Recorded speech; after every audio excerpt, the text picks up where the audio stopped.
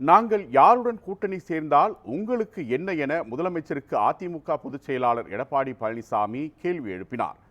கடலூர் மாவட்டம் சிதம்பரத்தில் மக்களை காப்போம் தமிழகத்தை மீட்போம் எனும் தலைப்பில் அதிமுக பொதுச் செயலாளர் எடப்பாடி பழனிசாமி பிரச்சாரம் மேற்கொண்டார்.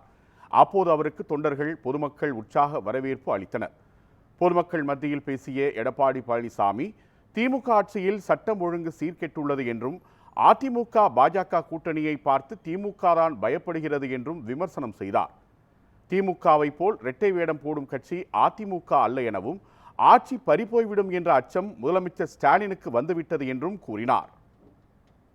ஒரு நல்ல ஆட்சி தமிழகத்திலே மலர வேண்டும். அது மட்டும் அவர் கூட்டணி கட்சி தலைவர்கள் நேற்றைய தினம் நினைக்கிறேன் ஒரு நிகழ்ச்சியில பங்கு பெற்று அவரெல்லாம் பேசுறாங்க. ஓஹோ, அற்புதமான ஆட்சி, அற்புதமான ஆட்சி, நிறைய திட்டங்களை திரு ஸ்டாலின் கொண்டாந்துருக்காருன்னு. கூட்டணி கட்சி தலைவர்களே உஷாராக இருங்க, உங்களுக்கு சீட்டெல்லாம் குறைச்சு விடுவாங்க, அப்புறம் வேற எங்க போக முடியும்? நீங்க எல்லாம் ஜாலரா அடிக்கிறாங்க. 4 ஆண்டு காலம் அந்த நாட்டிலே நடக்கின்ற அக்குறுவங்கள் அதையெல்லாம் தட்டி கேட்க கூட்டணி கட்சிக்கு வக்கு இல்ல. எவ்வளவு பிரச்சனை, விலைவாசி உயர்ந்து போச்சு, அதை தட்டி கேட்க முடியல. சட்ட ஒழுங்கு சீர்குலைஞ்சு போச்சு, அதை தட்டி கேட்க முடியல. அது மட்டும் இல்ல, அந்த கூட்டணி கட்சிக்கு அவர்கள் வேட்டு வைக்கிறார் திரு ஸ்டாலின். விழுப்புரத்தில் அங்க கம்யூனிஸ்ட் கட்சியுடைய மாநாடு அனுமதி கொடுக்க மாட்டேங்கிறார். விடுதலை சிறுத்தை கட்சி திருச்சியில் ஒரு மாநாடு அனுமதி கொடுக்க மறுக்கிறாங்க. விடுதலை சிறுத்தை கட்சியினுடைய கொடிக்கம்பம் நடத்துக்கு முடியாதுன்னு தடுக்கிறாங்க. இவ்வளவு அசிங்கப்பட்டுமா அந்த கூட்டணியில் இருக்க வேணும்?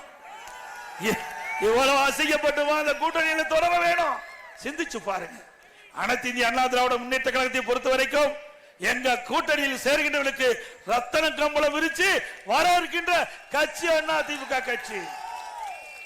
கூட்டணி என்பது அந்த சூழ்நிலைக்கு தக்கவாறு அமைப்பது. இன்னைக்கு எல்லா கட்சியுமே கூட்டணி அமைச்சுதான் போட்டியிடுது. ஏன் திமுக பாரதிய ஜனதா கட்சியோட கூட்டணி வைக்கலையா?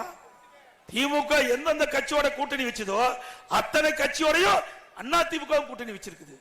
அப்படி எங்களை பேசுவதற்கு உங்களுக்கு எந்த தகுதியும் உரிமையும் இல்லை என்பதை நேரத்தில் சுட்டி காட்டுகின்றேன்.